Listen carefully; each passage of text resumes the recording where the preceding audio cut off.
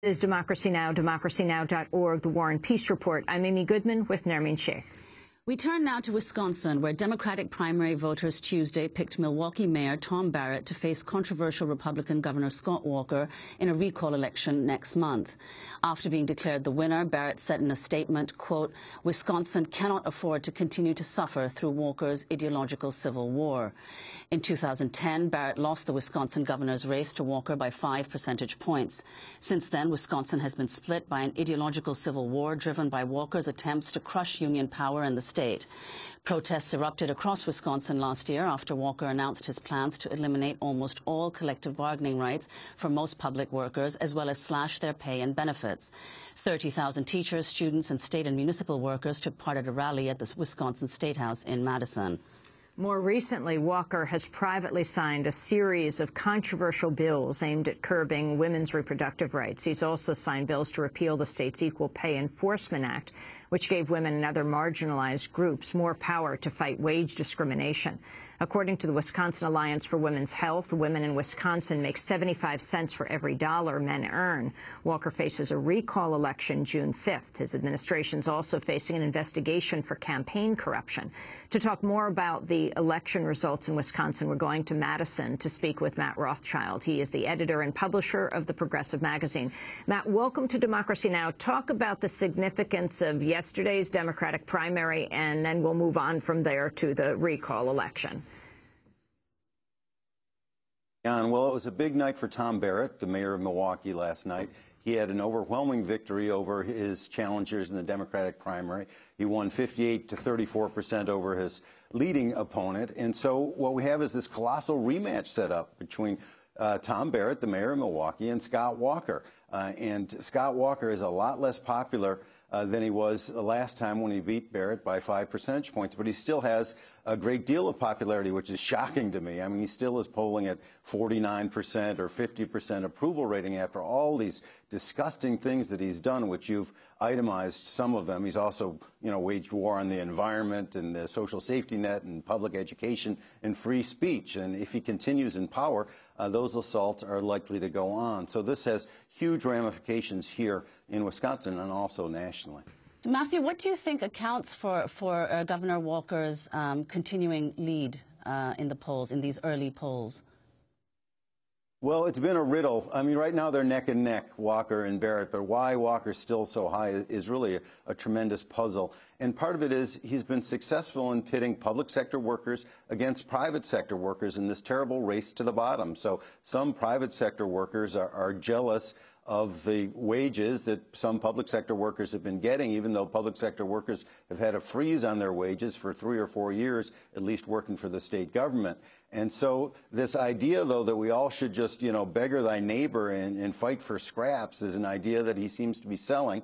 And he also talks about, budget discipline and giving state government and county government and city governments the tools to have some flexibility. And what he means is the tools to really gouge out labor. And that's what he's been doing ever since he got into power.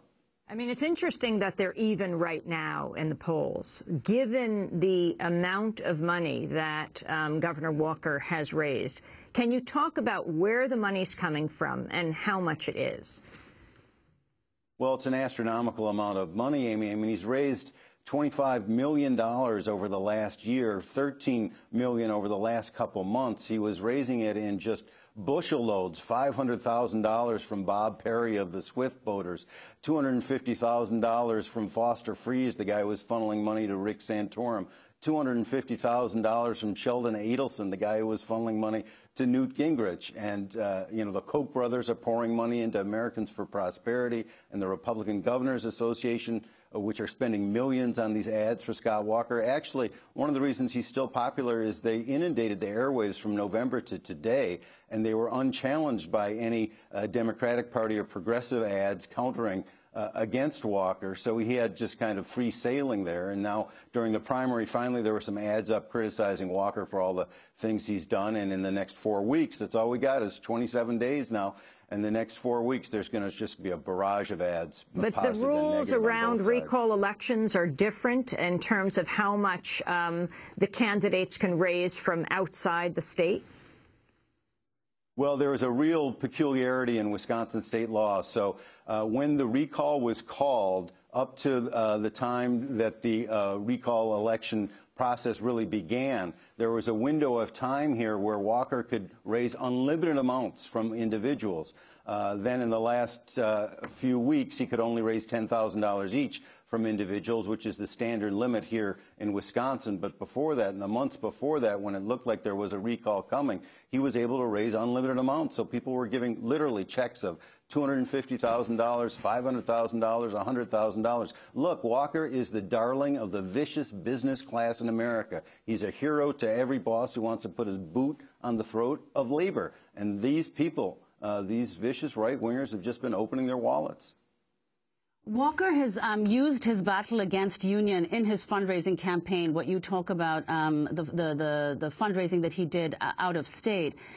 In one of the letters, he writes that union's naked power grab starts here in Wisconsin and then radiates across the country. Mark my words, he says, if they barge and bully and get their way here, your state is next.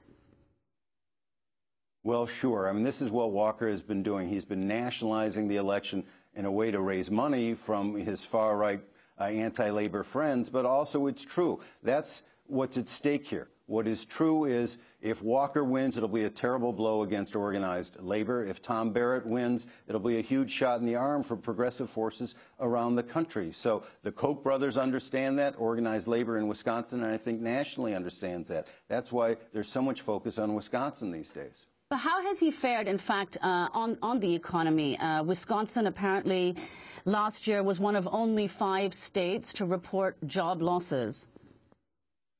Well, and Wisconsin was the worst state of all those 5, losing 24,000 jobs in the last year, dead last out of 50 states. So it's just ironic and ridiculous, ludicrous that Scott Walker is trying to make a campaign about jobs and low unemployment in Wisconsin when he has the worst job record of anyone. He campaigned 2 years ago on creating 250,000 jobs, and he's lost jobs since he's been in power. One of the reasons he's lost jobs here is because he's taking purchasing power away from consumers and workers here in Wisconsin. He was gouging workers' wages in the public sector by 8, 10, 12% because he was taking health care benefits and pension away from workers here on the state payroll. And so they had less money to spend. And so the economy has floundered terribly here in Wisconsin. Let's talk about the implications of this for the presidential race. According to the Wisconsin Alliance for Women's Health, women in Wisconsin make 75% for every dollar a man earns. Republican Governor Scott Walker has also pushed legislation aimed at curbing women's reproductive rights. Yet Republican presidential nominee Mitt Romney has repeatedly supported Walker. Speaking to Meet the Press last month, New York Democratic Senator Kirsten Gillibrand said that was reason enough to vote for Obama. What this election is going to be about is which candidate fights for America's women, which candidate actually cares about women's economic opportunity. This has been a very tough economy, but it's Barack Obama whose first bill he ever signed was the Lilly Ledbetter Fair Pay Act, which allows women to fight for equal pay for equal work. Women are still making only 78 cents on the dollar. Mitt Romney, his hero is the governor from Wisconsin who just got rid of the equal pay laws there. During a campaign speech in Wisconsin earlier this year, Mitt Romney called Governor Walker a hero. It is nice to be in a hall of champions tonight. And I say that, you guys, this is the place. Chairman Priebus, thank you. Jim Sensenbrenner here. Paul Ryan, what a champion. Senator Ron Johnson, and, of course, your great governor. What a hero he is. Scott Walker, thank you. That was Mitt Romney endorsing Scott Walker, though you don't see them together because it was said that Walker being with Romney would be toxic. And yet Walker, it is conceivable, will win. Matt Rothschild, talk about the implications of this for national politics. Of course, he also might not win. Well, I think they're huge. I mean, if Walker is able to pull this off and is able to win, it will help Romney win Wisconsin, which is one of the swing states.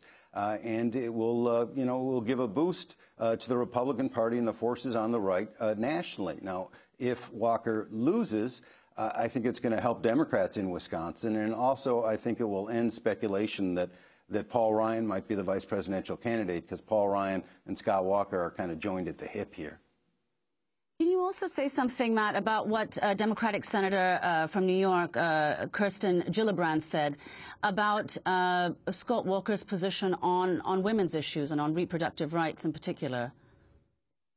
Absolutely. I mean, Scott Walker has been waging this war on women here statewide, just as the Republican Party has been doing so nationally. He's restricting the rights of women to get an abortion. They have to ask a doctor's permission 3 times, and the doctor has to meet privately with the woman who wants to get an abortion, or he can be prosecuted. And then, amazingly, he's been going after equal pay for women. I mean, he passed a law, signed a law that says women cannot sue for compensatory or punitive damages if they've been discriminated against in the workplace on pay. I mean, that's amazing. And if he gets away with that, I mean, it really is trouble for women in Wisconsin and across the country. I mean, it's very interesting to look at Wisconsin. You've got the head of the RNC from Wisconsin. You've got Governor Walker. You also have Paul Ryan, as you said. What is it about Wisconsin? You also have, you know, you're the home of both McCarthy and the home of La Follette. Yeah, it's been a state that's split traditionally, Amy. We do have Fighting Bob LaFollette, the founder of the Progressive magazine, one of the leaders of the progressive movement in the early parts of the 20th century, but also this is the state that I'm embarrassed to say brought the country Joe McCarthy, and there have always been this contention between the forces of progressivism and the forces of reaction. And actually, some of the Republicans right now are saying this is the battle before us. Paul Ryan himself said this is a battle to see whether progressivism survives in the 21st century. I sure hope it survives.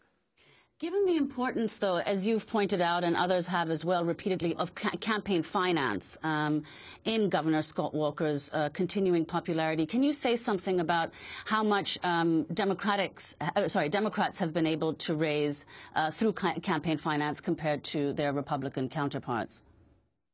Well, it's a good question, and right now the Democrats are just being swamped. Tom Barrett, the Democratic nominee, has 1/10 of the amount of money on hand that Scott Walker has. And Scott Walker's going to raise more. Sure, there'll be some money coming in to Tom Barrett now, but at the end of the day, he's going to be outspent probably 3-to-1 or 4-to-1, which sets up just a tremendous fight and a real question as to whether people power, and we had 1 million people signing petitions here to recall Scott Walker, whether people power can beat the power of money. And we're going to have to see on June 5th whether people power can win the day. Well, how are people organizing? I mean, the mass protests that took place in Wisconsin at the beginning of 2011 with 150,000 people on the Capitol grounds in this state, Wisconsin, which is the birthplace of AFSCME, the American Federation of State, County, Municipal Employees, in 1932, also the birthplace of the John Birch Society, co-founded by the Koch brothers' father, Fred Koch. It then inspired Occupy, and now Occupy is 8 months old. How are people organizing from Occupy to unions in this recall election that they successfully pushed for? Well, I think there's tremendous grassroots support for recalling Scott Walker. After all, we had the biggest mass-sustained rallies for public sector workers in the history of the United States last February and March, and 30,000 people were circulating petitions in the dead of winter to recall Scott Walker, and 1 million people signed those signatures. That represents a tremendous base. It's an organizer's dream, and whether the organizers can get those 1 million people out there and maybe another 250,000 or 300,000 people, really twice the number of votes that Barrett got yesterday, then Barrett will be able to win. But that's the challenge, getting out twice as many people as voted yesterday. Why is Barrett having so much trouble raising money? I mean, of course, he just won yesterday, but given what an uprising, a surge of opposition there was at the beginning of last year.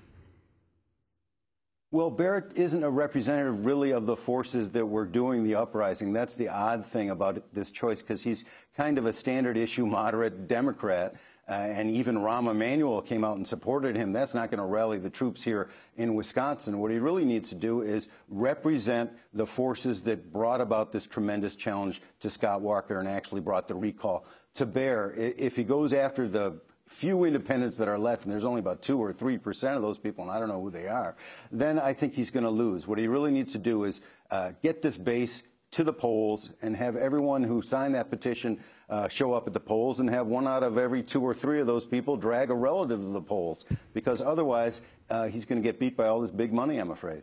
Matt Rothschild, I want to thank you for being with us, editor and publisher of the Progressive magazine, which is based in Madison, Wisconsin. That does it for